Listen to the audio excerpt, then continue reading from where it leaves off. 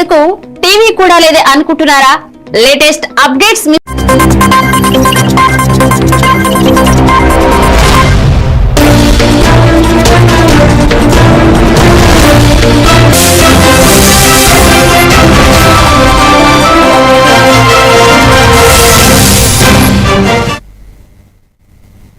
Welcome to A1 TV Telugu news. నేను భువన. Details చూద్దాం. YCP హయాంలో రాష్ట్రంలో మామూలు విధ్వంసం జరగలేదని ఏపీ సీఎం చంద్రబాబు వ్యాఖ్యానించారు. రాష్ట్ర పునర్నిర్మాణం కోసం టీడీపీ, జనసేన, బీజేపీ కలిశాయని, ప్రభుత్వ వ్యతిరేక ఓటు చీలకూడదని పొత్తు పెట్టుకుంటున్నామని చెప్పారు. దేశ చరిత్రలో ఎన్నడూ లేని విధంగా 94% స్ట్రైట్ రేట్తో ప్రజలు కూటమిని గెలిపించారని తెలిపారు. గవర్నర్ ప్రసంగానికి ధన్యవాదాలు తెలిపే తీర్మానంపై చర్చ సందర్భంగా అసెంబ్లీలో చంద్రబాబు నాయుడు మాట్లాడారు. వైసీపీ పాలనపై విమర్శలు చేశారు. తీవ్రమైన అన్యాయం జరిగింది. అందరం కలిసి ఒక సంకల్పంతో ముందుకు పోతే తప్ప రాష్ట్రాన్ని పునర్నిర్మాణం చేయలేం అనే ఏకైక సంకల్పంతో ఆలోచించాం. నేను ఆ రోజు జైల్లో ఉన్నప్పుడు నాకు బాగా జ్ఞాపకం. అధ్యక్ష పవన్ కళ్యాణ్ గారు, బాలయ్య గారు ఇద్దరు వచ్చారు. వచ్చినప్పుడు పవన్ కళ్యాణ్ గారు బయటపోయి ఏది ఏమైనా ప్రభుత్వ వ్యతిరేక ఓటు ఒకటి కూడా డివైడ్ కావడానికి వీల్లేదు, మేము పొత్తు పెట్టుకుంటామని చెప్పిన వ్యక్తి పవన్ కళ్యాణ్ గారు అని చెప్పుకునేది. ఆ తర్వాత బీజేపీ అందరం కూడా కలిసి ఎన్డీఏ కూటమిగా ఏర్పాటు చేశాం. అయితే ఆ దేశం మనం గుర్తుపెట్టుకోవాల్సింది, ప్రజలు ఎప్పుడు కూడా మనల్ని వాచ్ చేస్తూ ఉంటారు. సరైన సమయంలో సరైన నిర్ణయం తీసుకుంటారు. తెలుగుదేశం పార్టీ ఎన్నో విజయాలు చూసాం, కానీ 2024లో స్ట్రైక్ రేట్ మీద మొదటిసారి అలాంటి మ్యాండేట్ ఇచ్చారు. ఇప్పుడే విష్ణు కుమార్ రాజు గారు చెప్పారు, అందరిలో ఉండాలి. నా మైండ్లో ఉండాలి, నీకుండే సభ్యుల మైండ్లో ఉండాలి, అందరి మైండ్లో ఉండాలి. తిరిగి వాళ్ళని ఏ విధంగా మనం ఆదుకోగలుగుతాం అని నిత్యం ఆలోచించాల్సిన అవసరం ఉంది. 20 నెలల అధ్యక్ష పవన్ కళ్యాణ్ గారు 21 నెలలు అన్నాడు, కానీ నేను రోజు కూడా చెప్పను. కేంద్ర ప్రభుత్వం మద్దతు ఇచ్చి వెంటిలేటర్ పై ఉన్న రాష్ట్రం కోలుకునేలా చేసింది ఏపీ సీఎం చంద్రబాబు అని పేర్కొన్నారు. హామీల అమలుకు కూడా బాధ్యత తీసుకుంటుందన్నారు. గత ప్రభుత్వం చేసిన విధ్వంసంపై 7 శ్వేతపత్రాలు విడుదల చేశామని ఆయన చెప్పారు. ప్రపంచంలోనే అతిపెద్ద డిబిటీ కార్యక్రమం పింఛన్ల పంపిణీ అని, దీనికోసం ఏటా 34,000 కోట్లు ఖర్చు చేస్తున్నామన్నారు. దేశంలో ఇంత పెద్ద మొత్తంలో పింఛన్లు ఇస్తున్న రాష్ట్రం ఏది లేదని చెప్పుకొచ్చారు. రాష్ట్ర అదృష్టం అని చెప్పి కూడా నేను మీకు తెలియజేస్తున్నా. ఆ విధంగా కలిసి వచ్చింది. కేంద్రం కూడా పూర్తిగా బాధ్యత తీసుకోదు, ఎందుకంటే సూపర్ 6లో వాళ్ళు కూడా భాగం కాబట్టి కేంద్ర ప్రభుత్వం కూడా బాధ్యత తీసుకునే పరిస్థితి వచ్చారు. అధ్యక్ష ఈరోజు అధ్యక్ష మెంబర్స్ అందరూ మాట్లాడారు. అందరూ మాట్లాడినప్పుడు మీరు చూస్తే ఒక చరిత్రలో ఎప్పుడు జరగడానికి దీనికంటే కూడా ముందు అధ్యక్ష ఒకసారి మనం గుర్తుపెట్టుకోవాల్సిన అవసరం ఉంది. నేను రాష్ట్ర ఆర్థిక పరిస్థితులన్నీ ఎక్స్ప్లెయిన్ చేశాను. వచ్చిన వెంటనే రాష్ట్ర ఆర్థిక పరిస్థితులు కానీ రాష్ట్రంలో జరిగిన విధ్వంసం మీద మా గవర్నమెంట్ 7 వైట్ పేపర్స్ ఇచ్చాం. ఫస్ట్ వైట్ పేపర్ జూలైలో 24 అమరావతి పైన ఇచ్చాం, 2 పవర్ సెక్టర్ పైన ఇచ్చాం, 3 ఎక్సైజ్ పాలసీ మీద ఇచ్చాం, 4 natural resources land, mine, mineral ఏ విధంగా దుర్వినియోగం చేశారు దానిపైన ఇచ్చాం, లా అండ్ ఆర్డర్, గంజాయి ఇవన్నిటిపైన ఇచ్చాం. అది అయిన తర్వాత దిశ స్టేట్ ఫైనాన్సెస్ కూడా ఎక్స్ప్లెయిన్ చేశాం. ప్రపంచంలోని అతిపెద్ద డీబీటీ ప్రోగ్రాం పెన్షన్ ఇచ్చే కార్యక్రమం దిశ.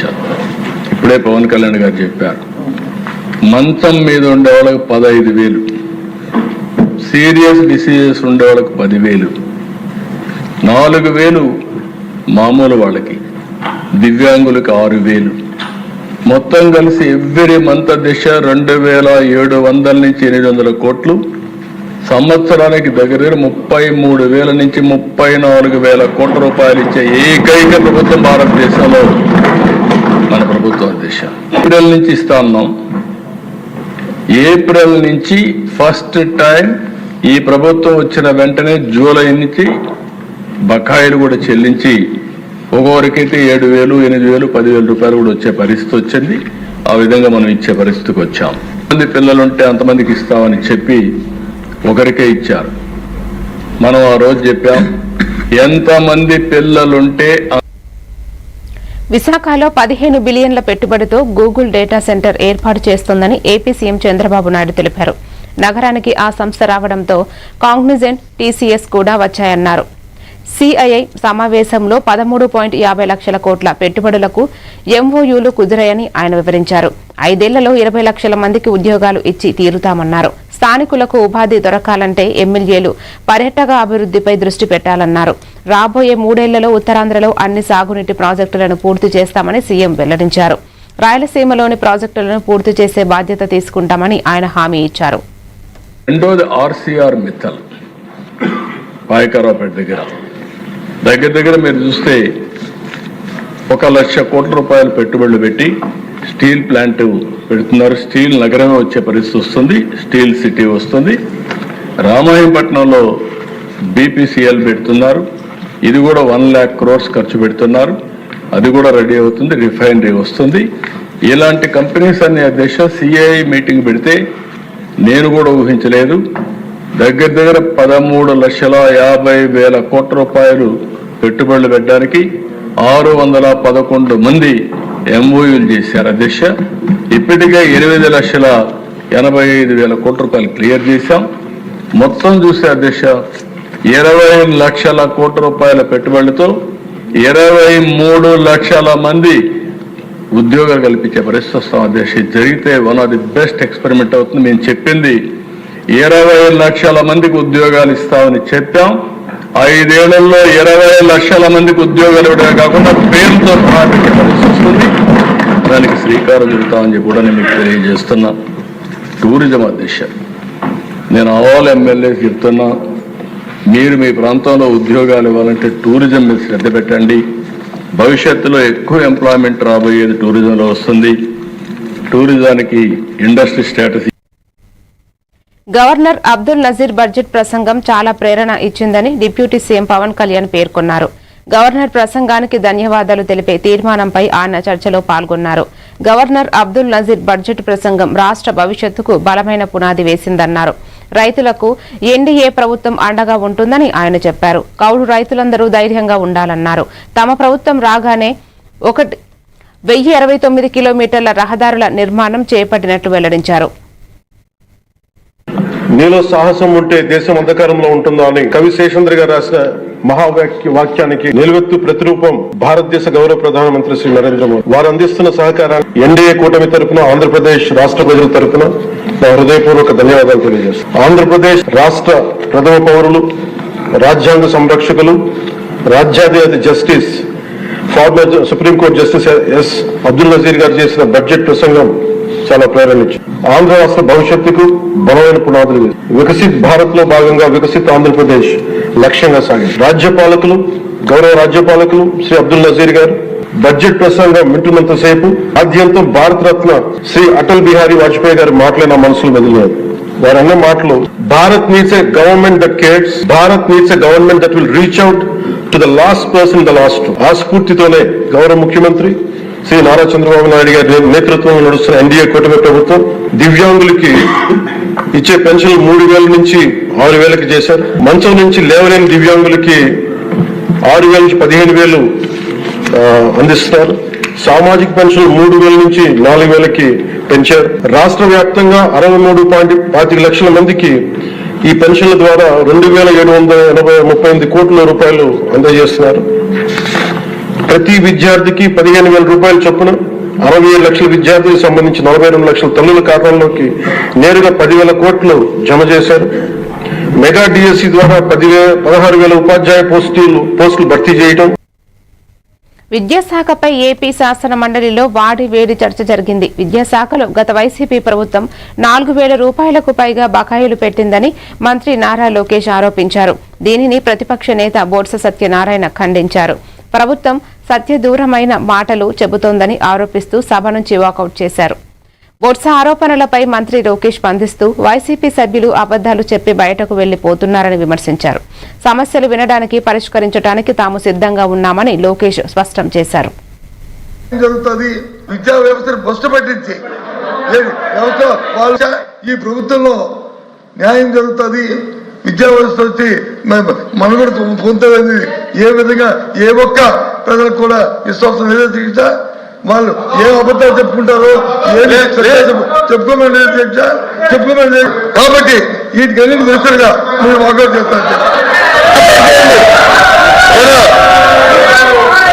పేమెంట్ 683.1 కోట్లు 23, 24 Q2, Q3, Q4 pending payment. వాస్తవం తెలుసుకోండి అధ్యక్ష. అధ్యక్ష అధ్యక్ష నిజం అనేది కొంచెం చేదుగా ఉంటుంది అధ్యక్ష, అబద్ధం తీయగా ఉంటుంది అధ్యక్ష. అబద్ధాలు చెప్పి వాళ్ళు బయటకు పోతున్నారు అధ్యక్ష. అధ్యక్ష నేనేం చెప్పాను, it is going to be matter of record.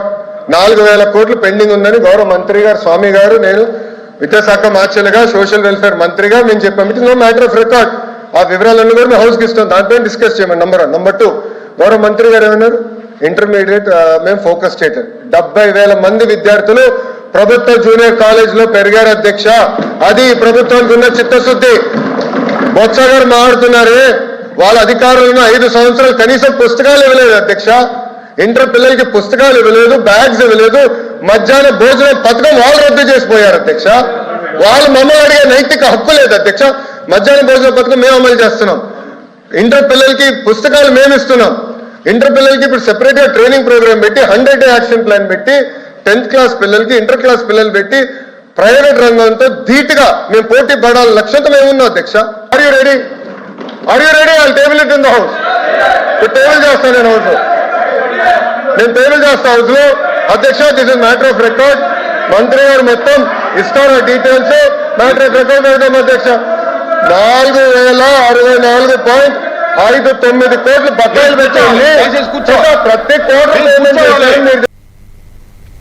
AP శాసన మండలిలో 16 ఏళ్లలోపు పిల్లలకు సోషల్ మీడియా నిషేధంపై కీలక చర్చ జరిగింది. రాష్ట్రంలో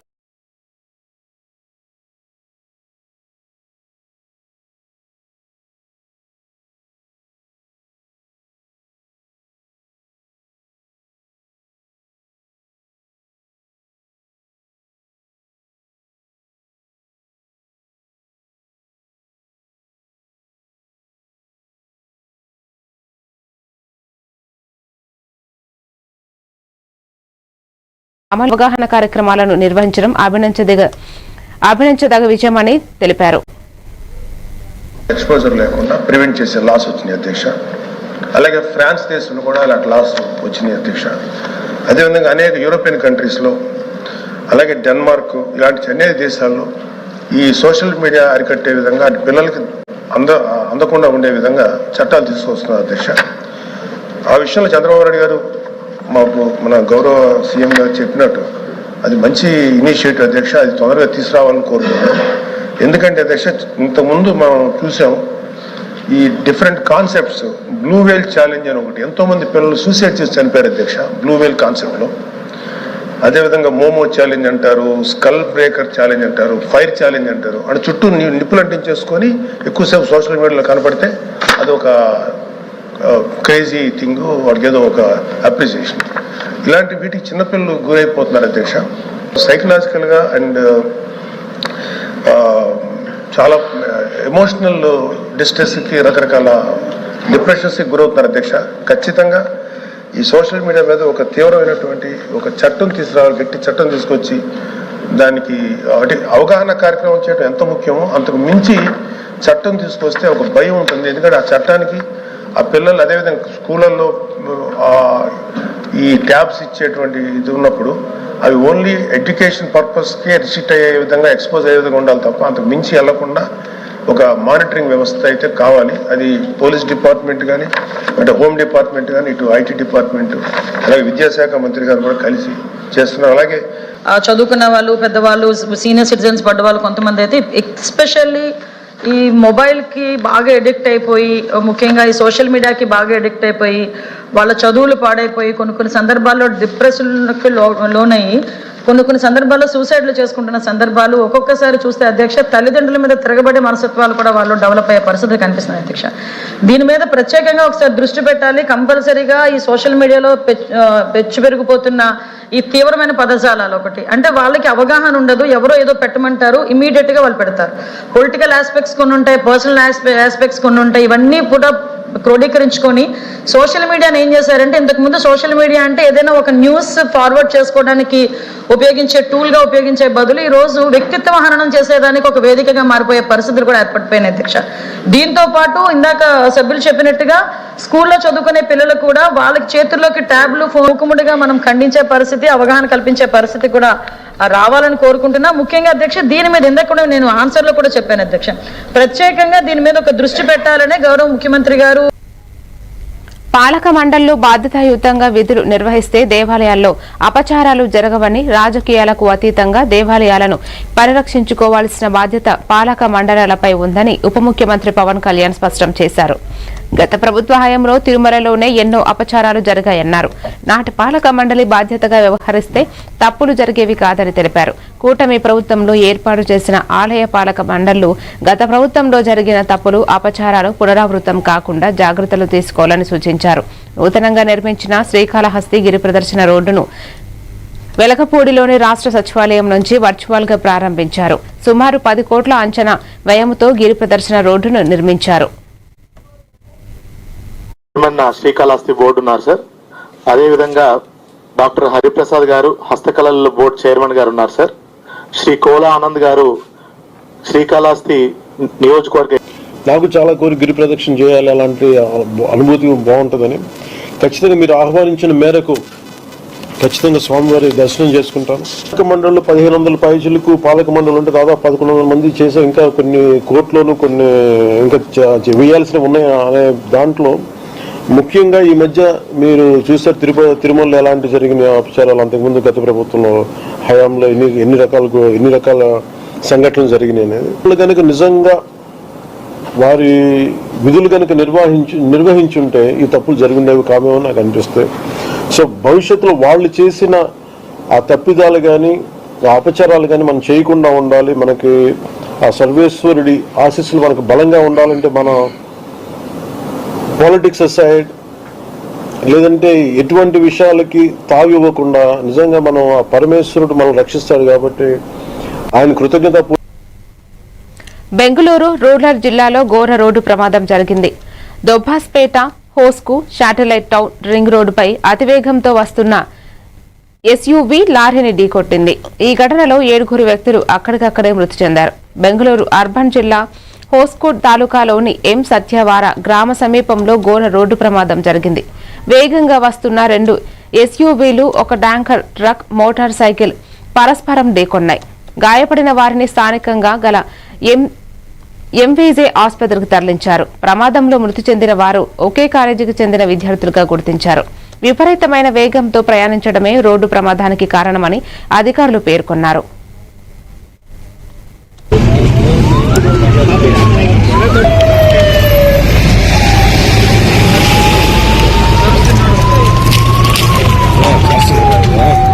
ಆರ್ಸಿ ಗಟ್ಟಾಗಿ ಹೊಡೆದಿರೋದು.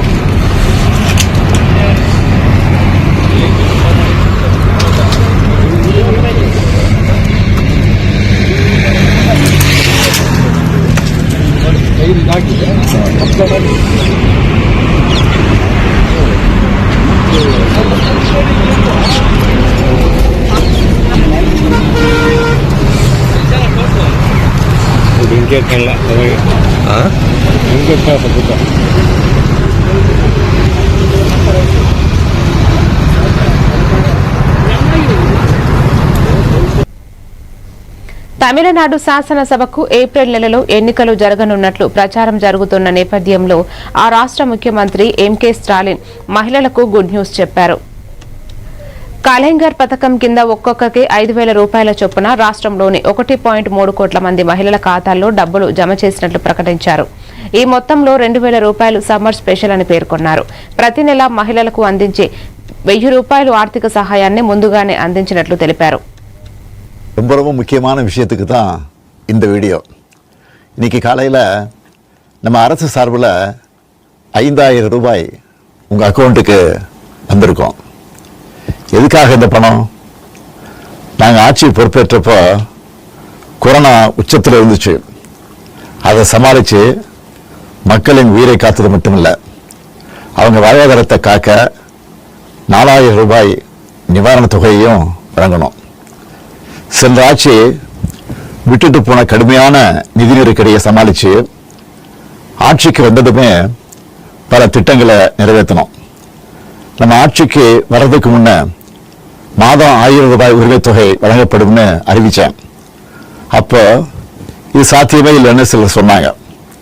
ஆனாலும் நிதி நெருக்கடியை சமாளித்து ஒன்றிய அரசினுடைய ஓரவஞ்சனையை மீறி கடந்த 2023ஆம் ஆண்டு செப்டம்பர் மாதம் முதல் கலைஞர் மகளிர் உரிமை திட்டத்தை வெற்றிகரமாக செயல்படுத்திட்டு வரோம். முதல்ல 1,13,00,000 మహిళలకు. ఎన్నికల ప్రకటనకు ముందే తమిళనాడు రాజకీయాలు రసవత్తరంగా మారాయి. టీవీకే పార్టీకి రాజకీయాల్లో అనుభవం లేదంటూ ప్రత్యర్థుల నుంచి వస్తున్న విమర్శలపై నటుడు ఆ పార్టీ అధినేత విజయ్ గట్టి కౌంటర్ ఇచ్చారు. తమకు దోపిడీల్లోనూ అనుభవం లేదని వ్యాఖ్యానించారు. ఆ సందర్భంగా అధికార డీఎంకేపై ఆయన తీవ్రస్థాయిలో విరుచుకుపడ్డారు. జరిగిన ఎన్నికల ర్యాలీలో విజయ్ మాట్లాడారు. నా ఓటు నా హక్కు, ఎవరు దాన్ని కొనలేరు అంటూ ప్రతిజ్ఞ చేయాలని ప్రజలకు పిలుపునిచ్చారు. ఈ సందర్భంగా తాను ఏ పార్టీకి దెబ్బతీయాలనే ఉద్దేశంతో రాజకీయాల్లోకి రాలేదని, రాష్ట్ర ప్రజల కోసం మాత్రమే వచ్చానని టీవీకే అధినేత స్పష్టం చేశారు.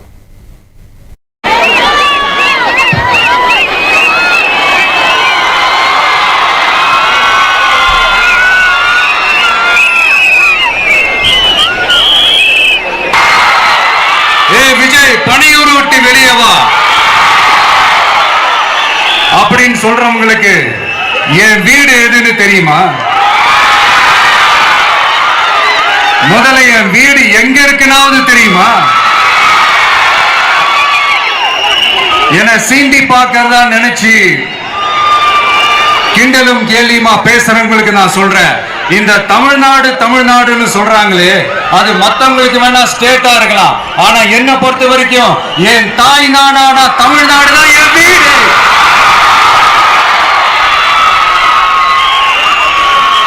என் வீட்டுல மொத்தம் எத்தனை பேர் இருக்காங்க தெரியுமா? 8 கோடி பேர் இருக்காங்க. ஒட்டுமொத்த தமிழ்நாட்டு மக்களும் என் வீட்டு மக்கள், என் குடும்பம், என் உறவு, என் சொந்தம். எனக்கு எல்லாமும் கொடுத்த இந்த 8 கோடி சொந்தங்களுக்கு இனிமே எல்லாமுமா கூட நிக்க போறது இந்த விஜய் மட்டும்தான். ప్రధానమంత్రి కార్యాలయం కొత్త భవనం సేఫా తీర్థ్ను ప్రధాని మోదీ ప్రారంభించారు. స్వాతంత్ర్యానంతరం తొలిసారిగా పీఎంఓ కార్యాలయం కొత్త భవనంలోకి మారడం విశేషం. ఈ సందర్భాన్ని పురస్కరించుకుని ₹100 ప్రత్యేక నాణేను విడుదల చేశారు. ఇక నుంచి ఈ అత్యాధునిక వసతులున్న భవనం నుంచే ప్రధాని మోదీ కార్యకలాపాలు కొనసాగించనున్నారని, సేవా తీర్థ్తో పాటు పలు కీలక మంత్రిత్వ శాఖలున్న కర్తవ్య భవన్ 1-2లను ప్రధాని మోదీ అధికారికంగా ప్రారంభించారు. ప్రస్తుతం ఉన్న పలు మంత్రిత్వ శాఖల భవనాలు, కార్యాలయాలు పాతవి కావడంతో రోజువారీ కార్యకలాపాలకు ఇబ్బందిగా మారుతోంది. దీంతో సెంట్రల్ విస్టా ప్రాజెక్టులో భాగంగా అత్యాధునిక వసతులతో కొత్త భవనాలు నిర్మాణం జరిగింది.